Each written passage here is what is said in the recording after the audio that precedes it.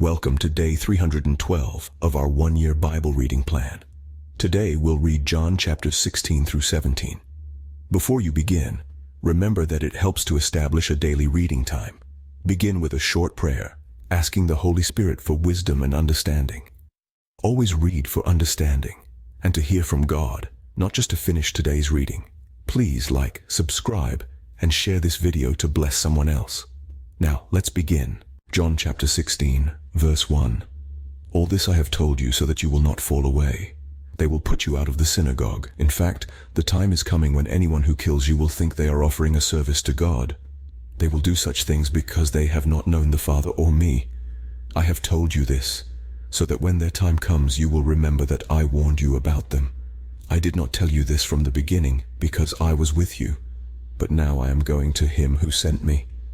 None of you asks me, "Where are you going?" Rather, you are filled with grief because I have said these things.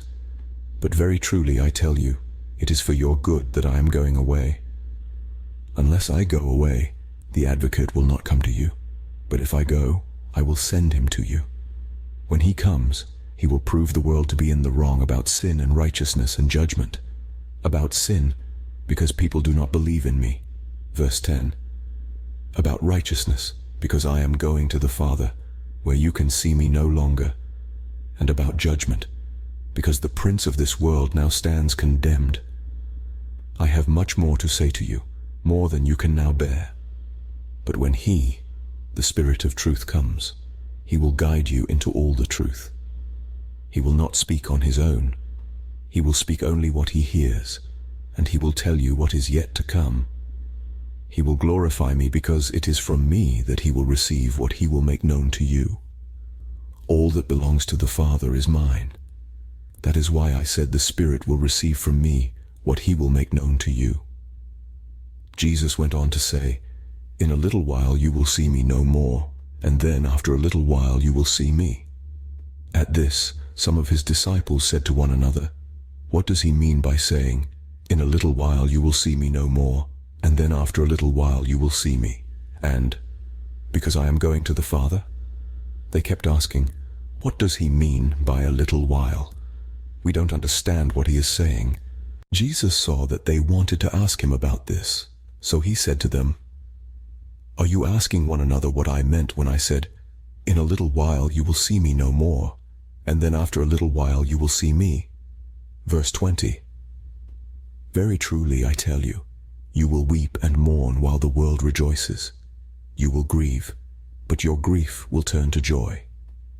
A woman giving birth to a child has pain because her time has come, but when her baby is born she forgets the anguish because of her joy that a child is born into the world. So with you. Now is your time of grief, but I will see you again, and you will rejoice, and no one will take away your joy. In that day you will no longer ask me anything. Very truly I tell you, my Father will give you whatever you ask in my name. Until now you have not asked for anything in my name.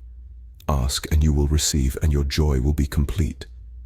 Though I have been speaking figuratively, a time is coming when I will no longer use this kind of language, but will tell you plainly about my Father. In that day you will ask in my name. I am not saying that I will ask the Father on your behalf. No, the Father himself loves you because you have loved me and have believed that I came from God. I came from the Father and entered the world. Now I am leaving the world and going back to the Father." Then Jesus' disciples said, "Now you are speaking clearly and without figures of speech." Verse 30. Now we can see that you know all things and that you do not even need to have anyone ask you questions. This makes us believe that you came from God. "Do you now believe?" Jesus replied. "A time is coming, and in fact has come, when you will be scattered, each to your own home. You will leave me all alone. Yet I am not alone, for my Father is with me. I have told you these things, so that in me you may have peace. In this world you will have trouble, but take heart, I have overcome the world." John chapter 17, verse 1. After Jesus said this, he looked toward heaven and prayed, "Father, the hour has come. Glorify your Son, that your Son may glorify you. For you granted him authority over all people that he might give eternal life to all those you have given him. Now this is eternal life, that they know you, the only true God, and Jesus Christ, whom you have sent. I have brought you glory on earth by finishing the work you gave me to do. And now, Father, glorify me in your presence with the glory I had with you before the world began. I have revealed you to those whom you gave me out of the world. They were yours, you gave them to me, and they have obeyed your word. Now they know that everything you have given me comes from you. For I gave them the words you gave me, and they accepted them. They knew with certainty that I came from you, and they believed that you sent me. I pray for them. I am not praying for the world, but for those you have given me, for they are yours. Verse 10. All I have is yours, and all you have is mine. And glory has come to me through them.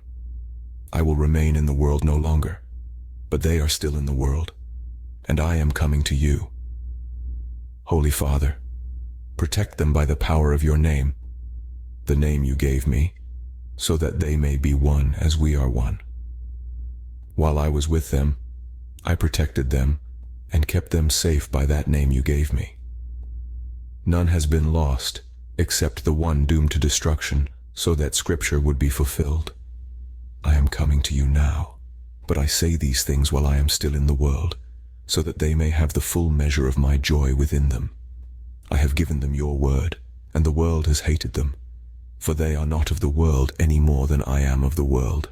My prayer is not that you take them out of the world, but that you protect them from the evil one. They are not of the world, even as I am not of it. Sanctify them by the truth. Your word is truth. As you sent me into the world, I have sent them into the world. For them I sanctify myself, that they too may be truly sanctified. Verse 20. My prayer is not for them alone. I pray also for those who will believe in me through their message, that all of them may be one, Father, just as you are in me, and I am in you. May they also be in us, so that the world may believe that you have sent me. I have given them the glory that you gave me, that they may be one as we are one, I in them, and you in me, so that they may be brought to complete unity. Then the world will know that you sent me, and have loved them even as you have loved me. Father, I want those you have given me to be with me where I am, and to see my glory, the glory you have given me because you loved me before the creation of the world. Righteous Father, though the world does not know you, I know you, and they know that you have sent me. I have made you known to them, and will continue to make you known, in order that the love you have for me may be in them, and that I myself may be in them. This concludes John chapters 16 through 17 for day 312. We hope you're enjoying these daily videos. Remember to check the description box for links and resources. Thank you for watching. Please like, share, and subscribe. Your support helps spread God's word to reach more people on YouTube. We'll see you in the next video for our day 313 reading.